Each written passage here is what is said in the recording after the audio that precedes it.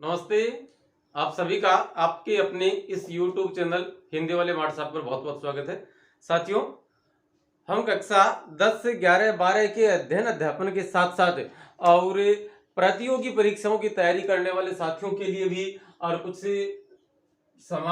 सामग्री तैयार करके लेके आए हैं। वही सामग्री आपके समक्ष पेश करने के लिए और आपके सामने उपस्थित है। आज हम व्यावहारिक हिंदी व्याकरण के संधि प्रकरण में, जिसमें शब्द व्युत्पत्ति मतलब शब्दों की रचना होती कैसे, व्युत्पत्ति का अर्थ है रचना होना, कि शब्दों की रचना होती कैसे। तो शब्दों की रचना करने के लिए हमारे पास 4 संसाधन होते हैं। संधि है, समास है, उसके बाद में उपसर्ग है और उसके बाद में प्रत्यय है। ये 4 साधन हमारे पास ऐसे हैं जिनके माध्यम से हम किसी नए शब्द का निर्माण कर सकते हैं, नए शब्द की रचना की जा सकती है, अर्थात शब्दों की व्युत्पत्ति। और अब बात आती है कि संधि फिर दो वर्णों के मेल से होती है।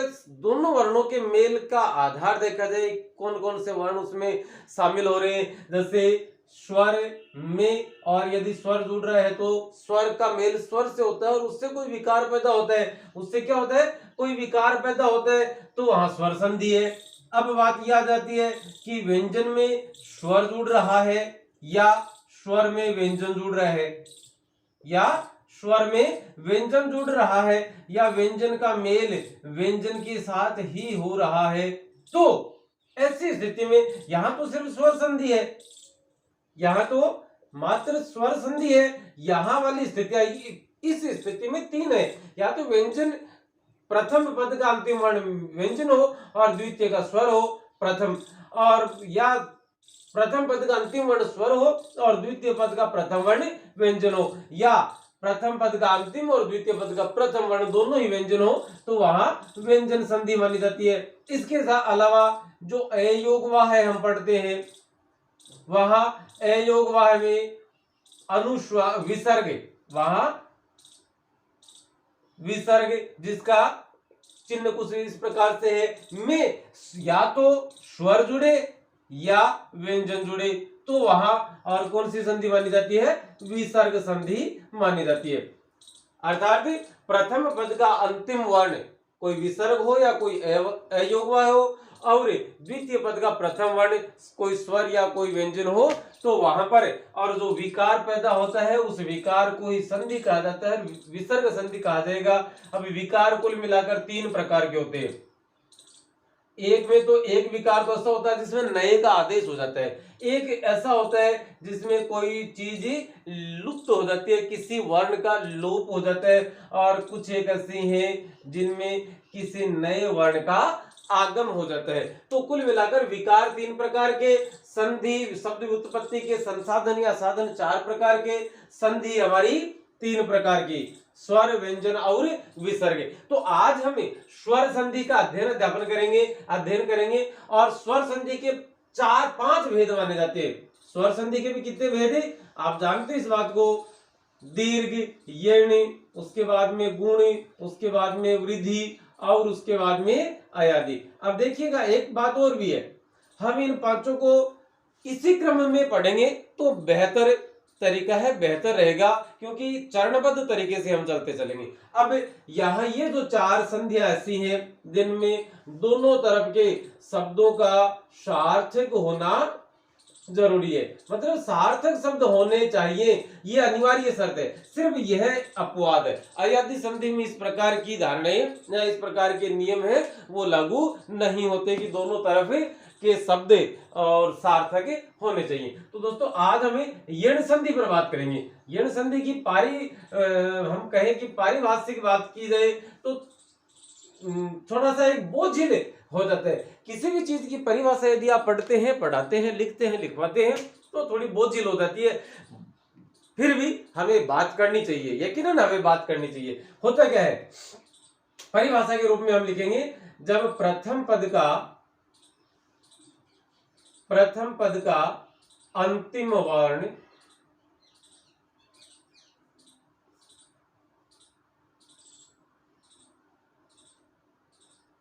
या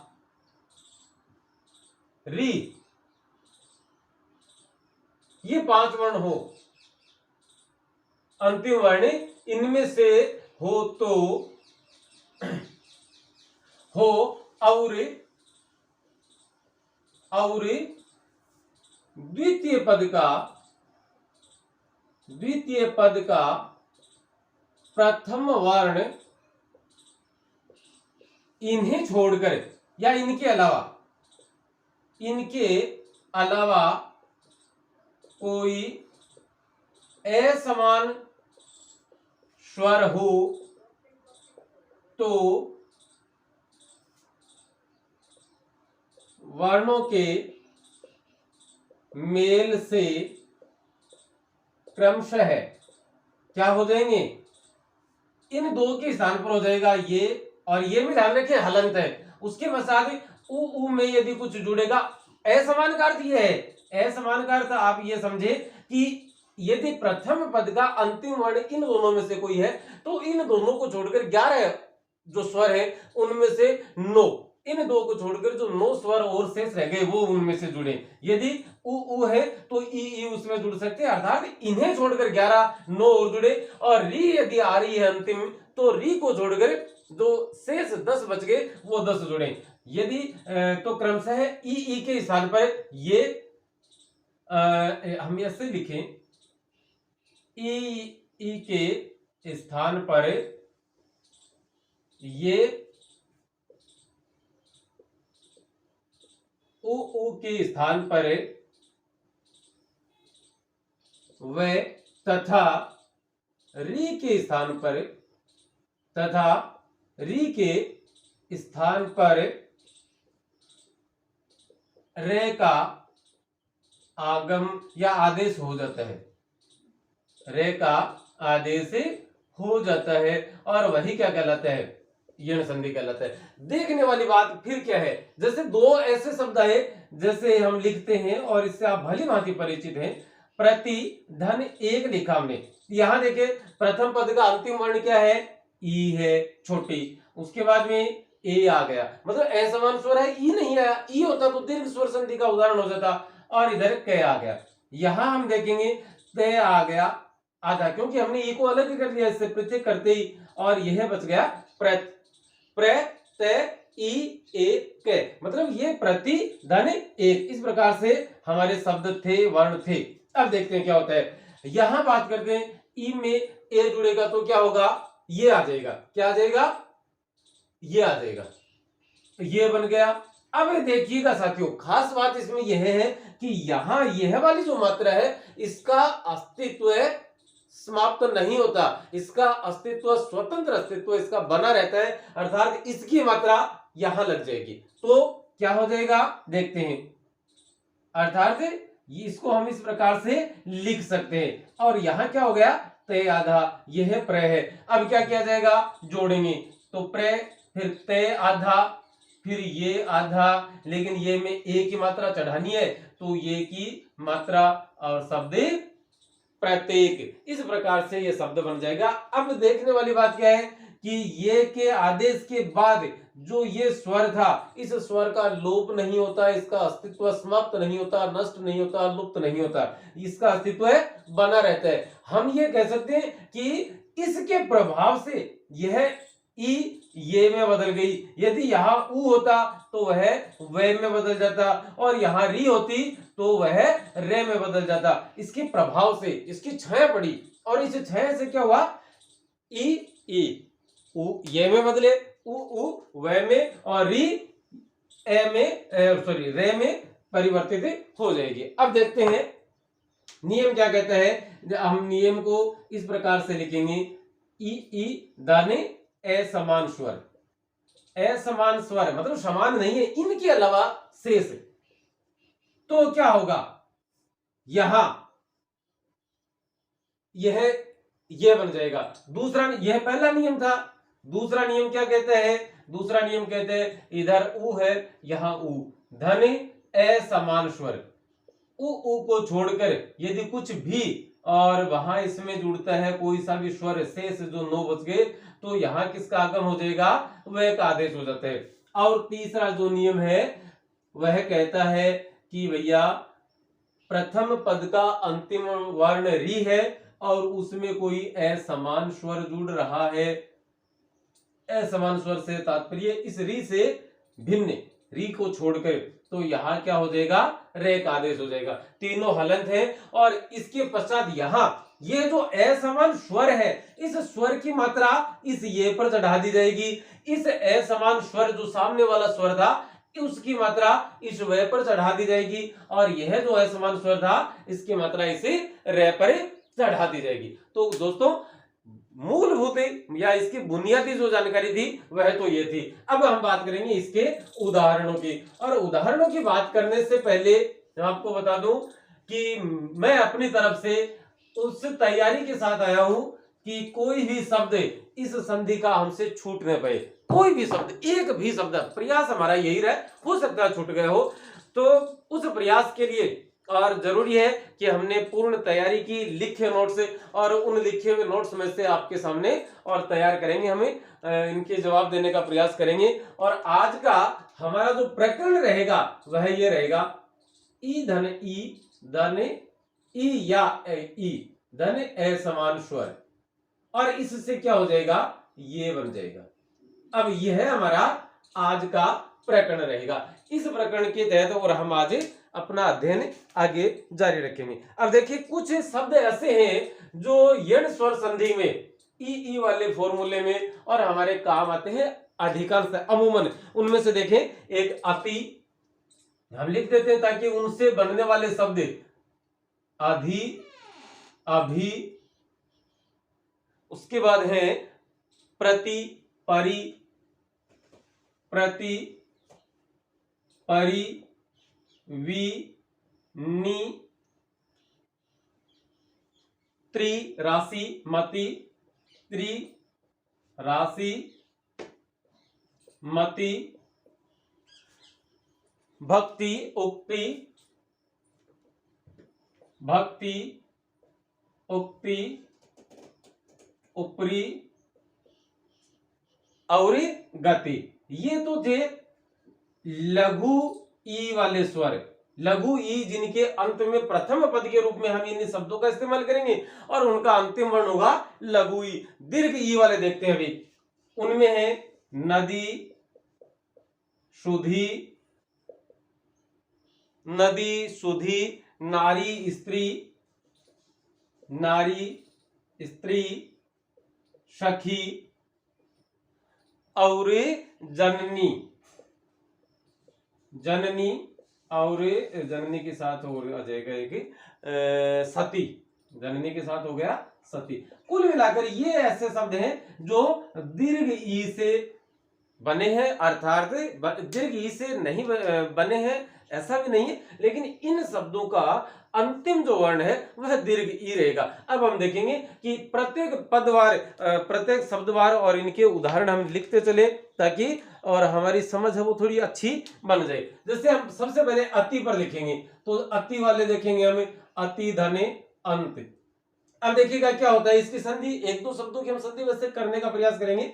ए आ गया, जोड़ी, ते, हलंत, और इसमें से ई को हमने अलग कर लिया। आगे क्या हो गया, ए और अनुस्वार। अब क्या होगा, ई के साथ प्रथम पद का अंतिम वर्ण क्या है, ई, और अंतिम पद का है द्वितीय पद का प्रथम वर्ण क्या है, ए, जो कि असमानी स्वर है। ई की प्रजाति का, ई की नस्ल का, ई की के वर्ग का नहीं है, इसलिए यहां पर क्या हो जाएगा, इस ए के कारण से, ए के प्रभाव से, ए की छाया पड़ने से यह ये में परिवर्तित हो गया और आगे क्या हो गया, ए आ जाएगा। आगे ए भी रहेगा, धनी, ने और धनी, ते।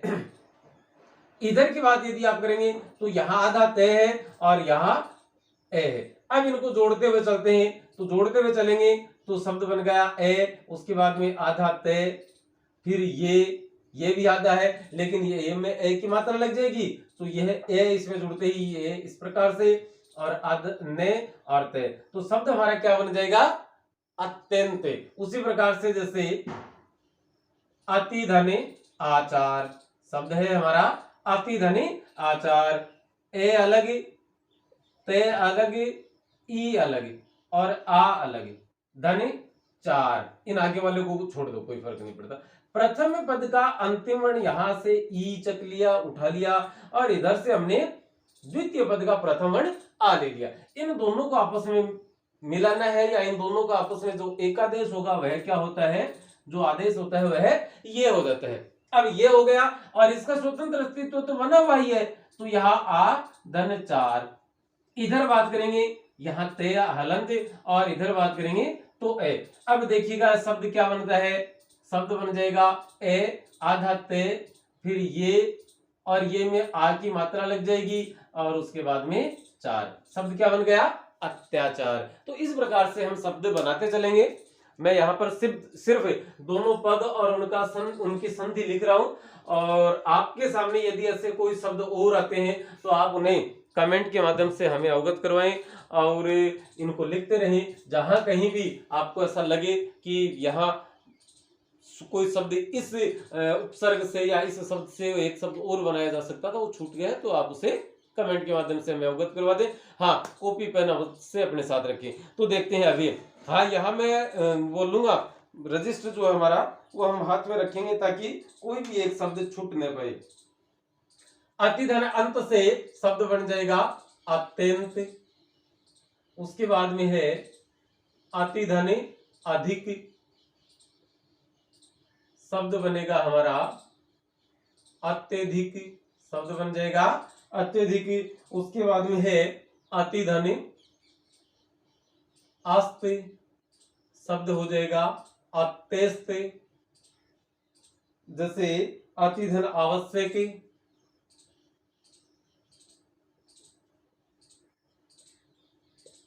आप लिख सकते हैं अतिधन आचार,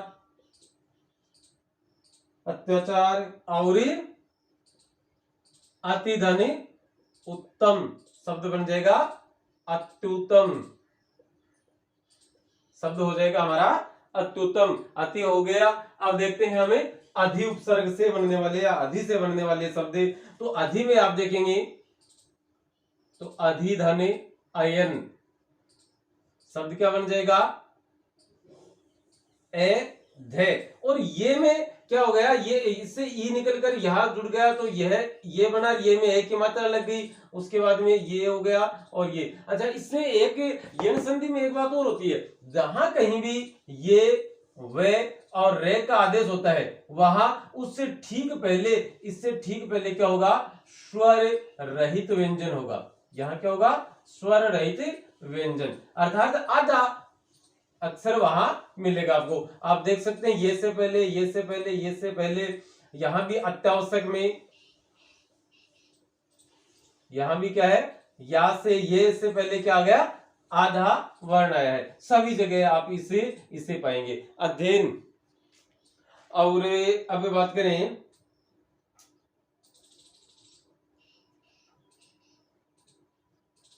अधिधन आपक से अध्यापक, अधिधन आपन से अध्यापन, अधिधन अधीन से अध्यधीन। ये शब्द क्या होगा, अध्यधीन। अध्यधीन के पश्चात आप देखें अधिधन आदेश, शब्द हो जाएगा अध्यादेश। अधिधन आहार, अध्याहार। अधिधन ऊढ़ा, अधूढ़ा, शब्द क्या बन जाएगा, अधूढ़ा। इस प्रकार से अधि शब्द से या अधि से बनने वाले ये शब्द थे। इन्हें ऊपर वालों को मिटाते हुए और दोबारा और उदाहरण हम देते चलते हैं। लिखते आप साथ साथ लिखें या बाद में लिखें अपनी सुविधा के अनुसार। अभी से बनाएंगे हम ही। अभी शब्द हो गया अभिधन आस्ते, अभिधन अर्थी, ये शब्द बन जाएगा ए भे आधा। और ये बन गया, ये में मात्रा लग जाएगी ये की और से ते, अभ्यस्त, यह हो जाएगा अभ्यर्थी। यह शब्द क्या हो गया, अभ्यर्थी। फिर बाद में है अभिधन आश, शब्द बन जाएगा अभ्यास। अभिधन उत्थान, अभ्युत्थान, शब्द बन जाएगा थान, अभ्युत्थान, क्योंकि यहाँ छोटे ऊ की मात्रा थी तो छोटे ऊ दीर्घ लघु ऊ की मात्रा ही यहां लगेगी। शब्द है अभी, धन, उदय, और शब्द हमारा बन जाएगा भय आधा, फिर ये में ऊ की मात्रा, फिर दे, और ये शब्द हो गया अभ्युदय। अब बात करेंगे हमें प्रति उपसर्ग की। प्रति उपसर्ग को देखते हैं तो प्रति में हमें क्या मिलता है?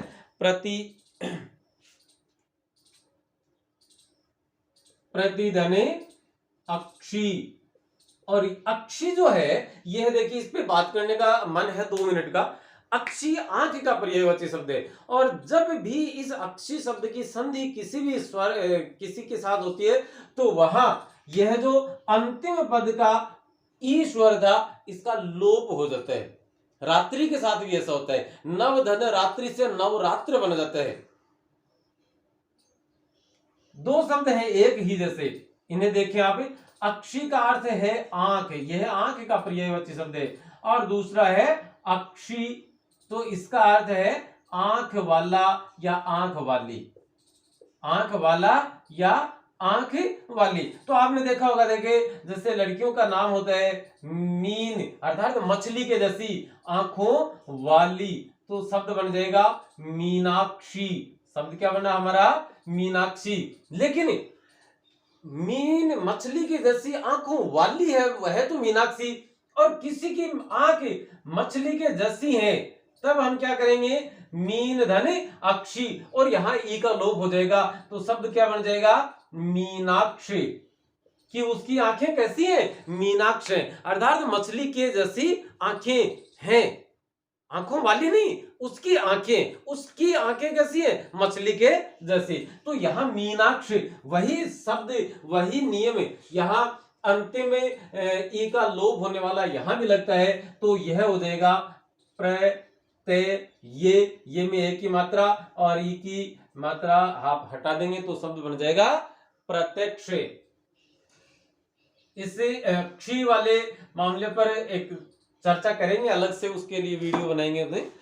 प्रतिधन अंतर, प्रतिधन अंतर, तो शब्द बन जाएगा प्रत्यंतर। प्रतिधन अभिज्जा, शब्द बनेगा प्रत्यभिज्जा। प्रतिधन अभिजान, प्रत्यभिजान। निवेदन मैं ये करना चाहूंगा कि यहां पर ये जो प्रत्यभिजान शब्द लिखा है, आप इसकी वर्तनी शुद्ध कर लेंगे। इसे बहुत बार इस प्रकार से लिखा देखा गया है, प्रत्याभिजान, प्रत्यय या नहीं आएगा, यहां पर ई थी और अभिजान हम जोड़ रहे हैं तो एक ही मात्रा ही लगेगी, वर्ण स्वर रहित ये में, तो इसलिए इस शब्द की यदि वर्तनी आप शुद्ध लिखते हैं कभी या कहीं पढ़िए तो उसे आप सुधार देंगे। अब है प्रतिधनी आशा, तो शब्द क्या बन जाएगा? प्रत्याशा। दूसरा शब्द है, चुनाव में होते हैं ना कैंडिडेट, उनको हम बोलते हैं प्रतिधनी आसी, तो शब्द बन जाएगा प्रत्याशी। शब्द क्या बन गया? प्रत्याशी। उसके बाद जैसे प्रतिधने आभूति,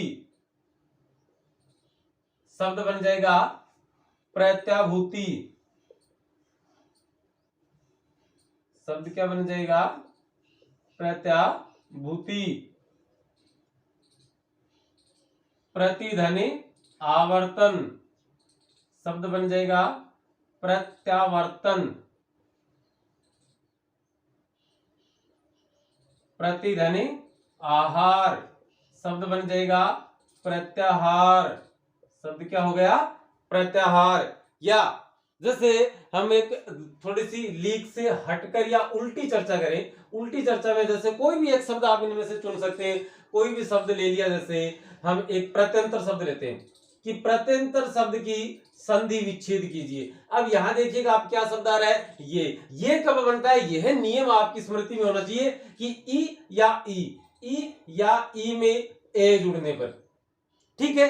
अब यहां इस ये के हमने टुकड़े किए, तो किस ये के टुकड़े करने पर इधर तो इन दोनों में से कोई एक होगा, धन ए आ गया, क्योंकि ये में मात्रा किसकी है, ए की, ए आ गया, ऊपर अनुस्वार आ गया, इधर तय आ गया, रे आ गया, अंतर शब्द आ गया। इधर पहले क्या है, प्र है, इधर पहले प्र है और आधा तय है। अब प्रति पर आप जाएंगे, एक तो प्रति इस प्रकार से है, एक प्रति इस प्रकार से। आप लिखा हुआ देख स्वयं लिखते ही समझ जाते हैं क्या रे यहाँ कुछ गड़बड़ हुई है, कुछ अटपटा, कुछ अजूबा, कुछ सही नहीं लगता, सहज हम नहीं रह पाते, असहज हो जाते हैं। इसका मतलब यह शब्द अनुचित था, गलत था, यह शब्द सही है, तो शब्द हमारा और प्रत्यय, तय में इस ई की मात्रा लग जाएगी, इसकी नहीं लगेगी, शब्द बन जाएगा प्रतिधन अंतर, प्रत्यंतर। और इस प्रकार से यह शब्द आपके सामने आ जाता है। इस पूरे को मिटा रहा हूं एक साथ ही, और आप बीच बीच में या तो स्क्रीनशॉट लेते रहें या लिखते रहें, या फिर आप दोबारा से इस वीडियो को चला के जैसे भी आप उचित समझे लिखें। अब हम बात करेंगे, देखिए अभी पर हो गई, प्रति पर हो गई, बात करेंगे परि पर। जैसे परिधन अंक, परिधन अंक शब्द बन जाएगा पे, और रे कैसे हो जाएगा, आधा, आधा रे हमेशा आगे वाले के ऊपर जाते हैं। यह ई है, ई में ए की मात्रा लगेगी, मतलब ये लग गया और ये के ऊपर आधा रे और अनुस्वार, और यह शब्द बन गया पर्यंक। यह पलंग का पर्यायवाची शब्द है। जैसे परिधन अंत, तो शब्द बनता है पर्यंत। इसको आप इस प्रकार से भी लिख सकते हैं, दोनों समुचित है, लेकिन आजकल यह रूप ज्यादा उचित, ज्यादा सही माना जाता है, और इसी की रिकमेंड की जाती है। वर्तमान समय में जो भी नई पाठ्य पुस्तकें या नई साहित्यिक पुस्तकें प्रकाशित होती हैं, उनमें इसी अनुस्वार के इस रूप का प्रयोग ज्यादा किया जाता है। अब आता है पर्यवसान, परिधन अवसान, परिधन अवेक्षण, परिधन अवेक्षक और परिधन अवेक्षण, पर्यवेक्षक और पर्यवेक्षण। इसके पश्चात है परिधन आय, शब्द क्या बन गया हमारा, पर्याय। ये शब्द इस प्रकार से पर्याय, हम पर्यायवाची पढ़ते हैं जन्म से लेकर तीसरे में थे तब से पर्यायवाची शुरू हो गए थे। एक हम जब से हमसे निबंध लिखवाया जाना शुरू किया तभी से लिखते आ रहे हैं पर्यावरण प्रदूषण। और पर्यावरण प्रदूषण पर जब भी हम बात करते हैं तो ऐसा दिखाई देता है, परिधन आवरण से पर्यावरण शब्द बनता है। अब बात करेंगे हम वी की, तो वी में वी दो जोड़ अभिचार शब्द बन जाएगा वे विचार, वी जोड़ अवसाय व्यवसाय, वी जोड़ अवधान। इनकी जैसे संधि करें तो यह शब्द हो जाएगा वे भी चार, यह शब्द हो जाएगा व्यवसाय, यह हो जाएगा व्यवधान। व्यवधान कहते हैं बाधा को। उसके बाद में विधन आप्त, तो शब्द बन जाएगा व्याप्त। यहां वह आधा हो गया अपने आप ही, पहला है भले ही इसके पहले कोई हो ना हो, वह ये बना, ये में आ की मात्रा लग गई आधा पे, और शब्द व्याप्त। वि आवर्तन, आवर्तन से व्यावर्तन, और विधन आप्त, विधन आपती, विधन आप्त व्याप्त, विधन आपती व्याप्ति, विधन आपक, विधन आपक से शब्द बनेगा व्यापक, कि व्यापक स्तर पर और हमें इसका प्रचार प्रसार करना चाहिए। किसका, अभिनव सरोवर का, ताकि और लोगों तक उनकी बातें या ये जो नियम है, ये जो उदाहरण है, ये पहुंचाए जा सके। विधन आख्यान, विधन आख्यान व्याख्यान, व्याख्यान दिए जाते हैं ना वो। यहां संधि है। विधनि आख्याता व्याख्याता और विधन आकुल, सॉरी विधन आकुल व्याकुल, विधनि आश शब्द बन जाएगा व्यास, विधनि उह शब्द बन जाएगा व्यूह, करते हैं व्यूह रचना रणनीति के लिए काम में आता है। और विधनि उत्पत्ति, विधनि उत्पत्ति शब्द बन जाएगा व्युत्पत्ति, इस प्रकार से। और वी उपसर्ग से या वी से बनने वाले शब्द पूरे हुए। और अब हम अगले पर चलते हैं, नी पर चलते हैं। नि से हैं 3 ही शब्द हैं। निधन अस्ति शब्द बन गया नेस्त, निधन आय शब्द बन जाएगा ने आधा, ये में इधर ये बन गया और ये में आ की मात्रा लग गई न्याय। और एक है निधन आश शब्द बन गया न्यास, मतलब ट्रस्ट के लिए अंग्रेजी रूपांतरण इसका ट्रस्ट होता है। अब बात आती है त्रि की, तो त्रि से बनने वाले शब्द बहुत कम है। त्रिधनि अंबक, अंबक आंख का पर्यायवाची शब्द है और त्रि का अर्थ 3, 3 आंखें हैं जिसके वह अर्थात शिव। तो इसको हम कैसे लिखेंगे, यहां लिखा जाएगा, इस त्रय से हमने क्या किया, ई अलग निकाल लिया, आगे ए आ गया, बे के आदि। अब क्या, या हम इस प्रकार से इसे कर सकते हैं, अब क्या हुआ, ई में ए, ई पर ए का प्रभाव पड़ा तो बन गया ये, और आगे आ गया ए बक, इधर आ गया त्रय स्वर्ण। जो ही इनका आपस में धन के निशान को हटाकर लिखेंगे तो त्रय, ये में ए का स्वर जोड़ देंगे तो ये हलंत हट जाएगा, और अनुस्वार फिर बे और के। त्रयंब, त्रयंब का अर्थ होता है 3 है आंखें जिसके वह अर्थात शिव।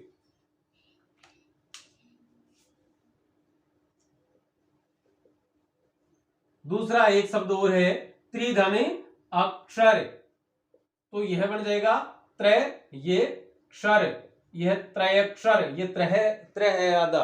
उसके बाद में है जैसे भक्ति, भक्ति धनि अनुसार शब्द बन जाएगा भय के ते, ये नु सा रे, भय के ते आधा। अब ये इस ये में ए का स्वर जुड़ गया तो ऐश्वर, और नुसार है, भक्तेनुसार शब्द बन गया भक्तेनुसार। अब सॉरी राशि वाला छूट गया था जैसे, तो राशि का हम हस्तांतरण करते हैं और उसका अंतरण किया जाता है, एक खाते से दूसरे में डाला जाता है बैंक में, तो शब्द क्या बन जाएगा, रा शे आधा, और ये बना ये में ए की मात्रा, ये ने ते रे ने, रास्यंतरण शब्द क्या बन गया, रास्यंतरण। और उसके बाद में शक्ति, भक्ति शक्ति, शक्ति नहीं है लिखा इसमें, सॉरी कोई बात नहीं, शक्ति धन अनुसार, तो आप यहां कर सकते हैं शे के ते ये नु शा रे, से के ते आधा, फिर ये में एक की मात्रा ये, फिर नुसार है, नुसार है, तो कुल मिलाकर सक्तेनुसार यह शब्द इस प्रकार से बन जाएगा। और सक्तेनुसार के बाद हम बात करेंगे मति की। मति की बात हो गई या नहीं हुई, नहीं हुई सही, तो मति की हो जाएगी मति धन अनुसार,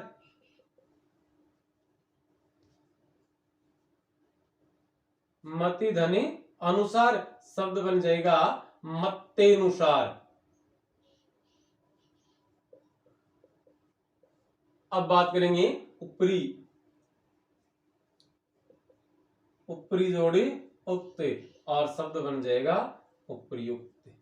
ये सबसे खास है, इसे बहुत बार इसे राष्ट्रीय गलती घोषित कर देना चाहिए, क्योंकि हम इसे उपरोक्त के रूप में ज्यादा लिखते हैं, ऊपरी धने उक्त से उपर्युक्त। उसके बाद में है गति, गति धनी अनुसार, तो शब्द बन जाएगा गे ते आधा, फिर ये नुसार। और गति में यदि कोई बाधा पड़ती है तब कहा जाता है कि कोई अवरोध पैदा हुआ है, और गति में अवरोध को कहा जाएगा गत्यवरोध। गत्याव नहीं कहे, या कर देते हैं कुछ लोग, और से या नहीं करना, इस बात का स्मरण हमें रखना है।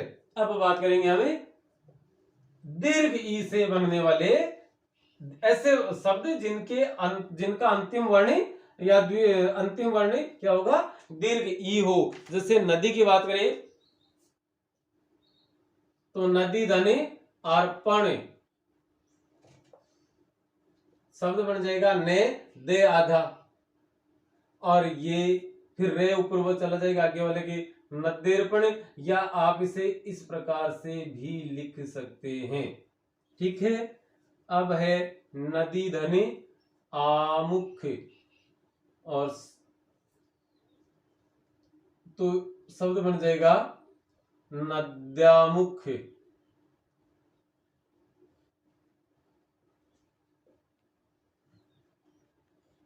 उसके बाद में है नदी धनी आगम, शब्द बन जाएगा नद्यागम, या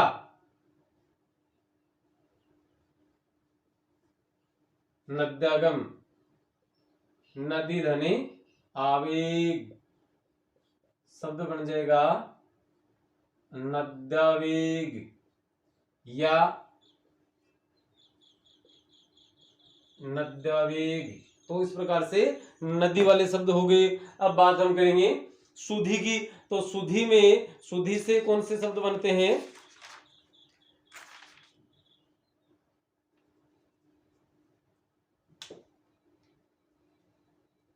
सुधि से बनने वाले शब्द हैं सुधिधन औदार्य, शुद्धोदार्य नहीं, शुद्धोदार्य तो नहीं होगा, सुधि से बनने वाले शब्द इसमें है नहीं दोस्तों। अब आ गए नारी पर। नारी से शब्द बन जाएगा आचरण, तो शब्द बन जाएगा ना रे आधा और आधा ऊपर वाले पर जाएगा नार्याचरण, और नारी धनी उचित, शब्द बन जाएगा नार्यु, रे ऊपर नार्युचित। ठीक है, उसके बाद में स्त्री, स्त्री धनी उपदेश, त्रे भी कैसा रहेगा, आधा और ई की मात्रा इधर निकल गई, ये बन गया, ये में ऊ की मात्रा लग जाएगी, स्त्रुपदेश, शब्द क्या बन जाएगा, स्त्रुपदेश। अब है जैसे स्त्री धनी उचित, तो शब्द बन जाएगा स्त्रुचित, स्त्रुचित। उसके बाद में है स्त्री धनी अंग, तो शब्द बन जाएगा स्त्रयंग। स्त्री धनी आचरण, शब्द बन जाएगा स्त्रयाचरण, शब्द क्या हो जाएगा, स्त्रयाचरण। और उसके बाद हम बात करें स्त्री धनी एकता, शब्द बन जाएगा स्त्रयेकता। स्त्री धनी औदार्य, शब्द बन जाएगा स्त्रयौदार्य। ठीक है,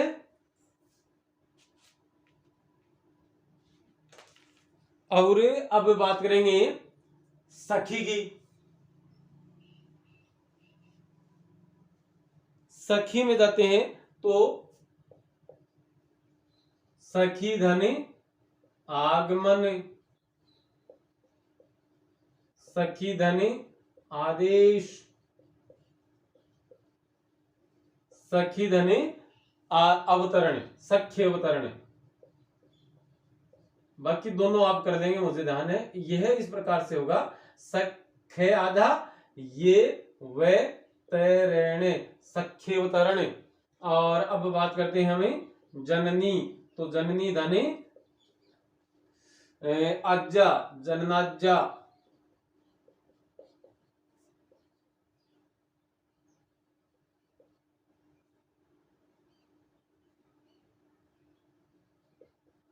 जननी अज्जा। उसके बाद में यदि बात की जाए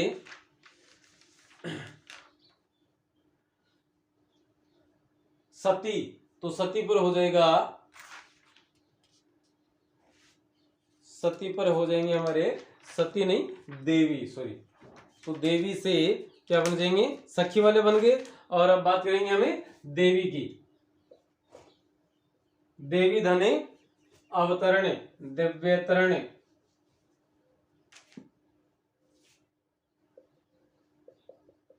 अवतरण शब्द बन जाएगा दे वे आधा ये तेरण, दिव्यतरण। देवी धने आदेश, दिव्यादेश। इसके अलावा है देवी आशा, शब्द बन जाएगा दिव्याशा। और देवी धने एकता, शब्द बन जाएगा दिव्येकता। शब्द क्या बन जाएगा, दिव्येकता।